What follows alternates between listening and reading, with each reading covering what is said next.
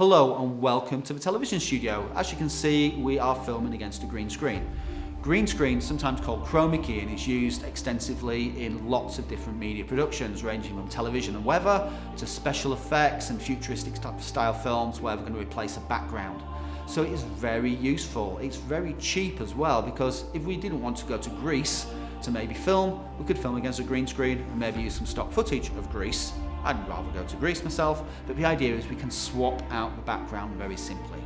So you might be asking, why green? Well, green is a colour which isn't necessarily as common in some of our clothing. It's definitely not a tone which is natural in our skin tone as well. So when we remove green, it's not going to make our skin look a little bit weird, so that's very useful. On top of that, it's one of the brightest of the three primary colours. There's more luminance in green than there is in blue or red. But sometimes blue screen is used, but it seems to be at the moment that green screen seems to be the way to go. So that is why green screen is used in film and television production. Thank you, Ron, and happy St. Patrick's Day to all of our Native American friends. On the big map, where's my map? There's no map. It's just green. No, there's a map there. Look at the monitor. Right? Oh, God.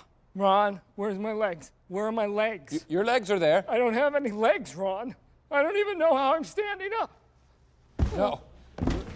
Brick, your legs are fine. The color of your pants just matches the... Ron, I don't have any legs. The chroma key behind you. Later on in the edits, you are going to be using a plugin in Premiere Pro called Ultra Key. And we will use Ultra Key to remove a set colour.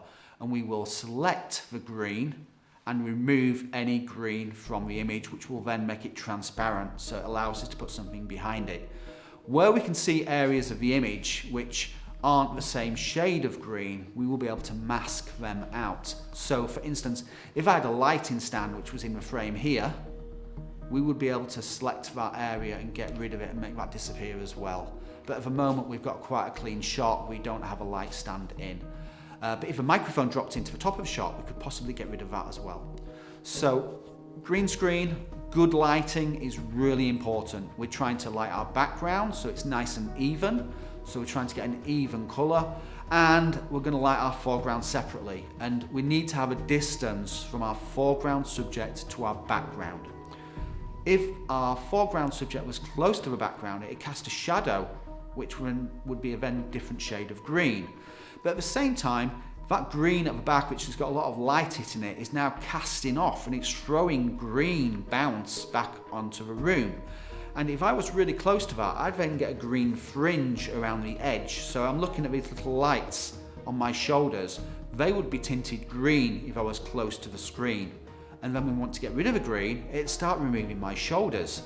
So by having distance between our foreground subject and our background subject, it stops spill. And that would be the green which spills onto the subject. So we've all seen news reports, weather reports, or maybe it's voting and scores from the Eurovision Song Contest. And they are usually in quite a small room, stood next to a green screen. And that green is spilling onto them, which is why we look a bit dodgy and a bit fringy around the edges. Also, characters that have maybe quiet blondish or light colour hair, sometimes the green can reflect onto that and that can cause a problem. Or if you have a curly hair with loops in or little frayed loose bits of hair, it's very hard to get rid of the green bits in between. So having nice tidy shapes, controlled hair, not having a good distance between the foreground and the background green, all that helps to achieve a good green screen.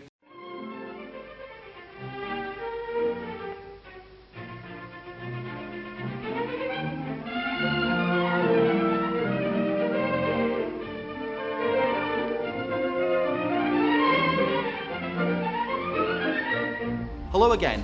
In this lighting set, we've changed things up slightly.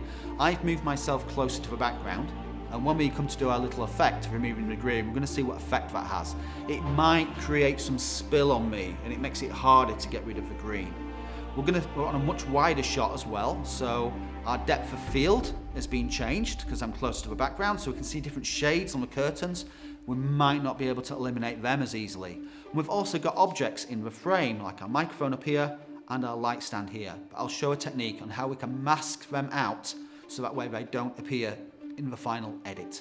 So audio source is good for us. Lighting is not optimum, and obviously our focal length and our depth of field might affect the quality of us eliminating the green. So we'll see how this goes.